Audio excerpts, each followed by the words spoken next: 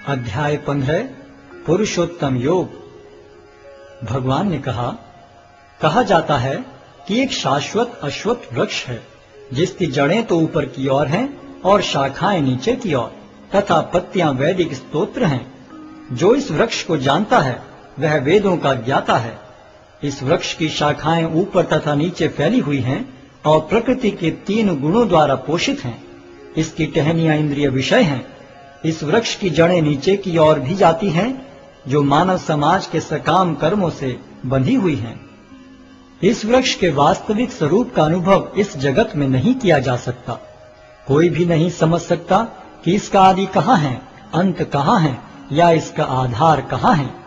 लेकिन मनुष्य को चाहिए कि इस दृढ़ मूल वाले वृक्ष को विरक्ति के शस्त्र से काट गिराए। तत्पश्चात उसे ऐसे स्थान की खोज करनी चाहिए जहां जाकर लौटना न पड़े और जहां उस भगवान की शरण ग्रहण कर ली जाए जिससे अनादिकाल से प्रत्येक वस्तु का सूत्रपात तथा विस्तार होता आया है।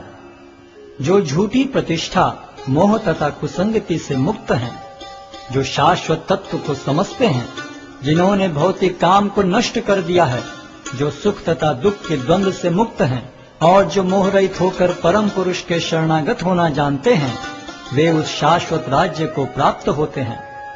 वह मेरा परम धाम न तो सूर्य या चंद्र के द्वारा प्रकाशित होता है और न अग्नि या बिजली से।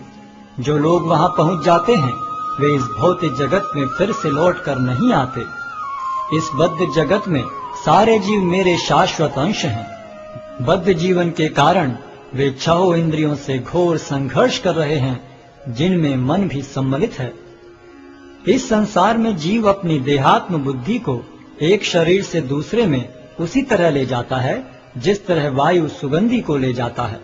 इस प्रकार वह एक शरीर धारण करता है और फिर इसे त्याग कर दूसरा शरीर धारण करता है।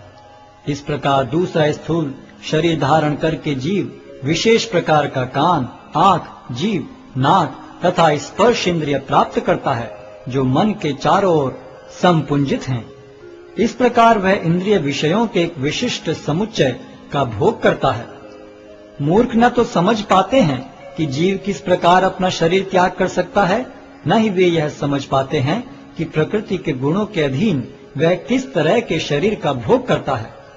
लेकिन जिसकी आंखें ज्ञान में प्रशिक्षित होती हैं वह यह सब देख सकता है।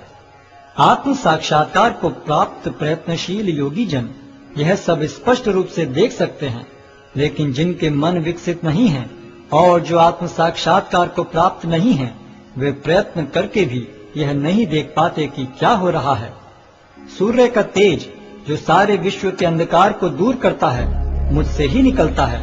चंद्रमा तथा अग्नि के तेज भी मुझसे उत्पन्न हैं। मैं प्रत्येक लोक में प्रवेश करता हूँ और मेरी शक्ति से सारे लोग अपनी कक्षा में स्थिर रहते हैं। मैं चंद्रमा बनकर समस्त वनस्पतियों को जीवन रस प्रदान करता हूँ।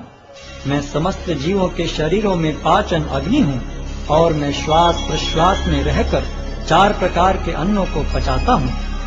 मैं प्रत्येक जीव के हृदय में आसीन हूँ और मुझसे ही स्मृति, ज्ञान तथा विस्मृति होती है। मैं ही वेदों के द्वारा जानने योग्य हूँ। निस्संदेह मैं वेदांत का संकलन करता तथा समस्त वेदों का जानने वाला हूँ। जीव 2 प्रकार के हैं, च्युत तथा अच्युत। भौतिक जगत में प्रत्येक जीव च्युत होता है और आध्यात्मिक जगत में प्रत्येक जीव अच्युत कहलाता है। इन दोनों के अतिरिक्त एक परम पुरुष परमात्मा है जो साक्षात अविनाशी भगवान है और जो तीनों लोकों में प्रवेश करके उनका पालन कर रहा है। चूंकि मैं क्षर तथा अक्षर दोनों के परे हूँ और चूंकि मैं सर्वश्रेष्ठ हूँ, अतएव मैं इस जगत में तथा वेदों में परम पुरुष के रूप में विख्यात हूँ। जो कोई भी मुझे संशय रहित होकर पुरुषोत्तम भगवान के रूप में जानता है वह सब कुछ जानने वाला है। अतएव हे भरत पुत्र, वह व्यक्ति मेरी पूर्ण भक्ति में रत होता है। हे अनग, यह वैदिक शास्त्रों का सर्वाधिक गुप्त अंश है जिसे मैंने अब प्रकट किया है। जो कोई इसे समझता है वह बुद्धिमान हो जाएगा और उसके प्रयास पूर्ण होंगे।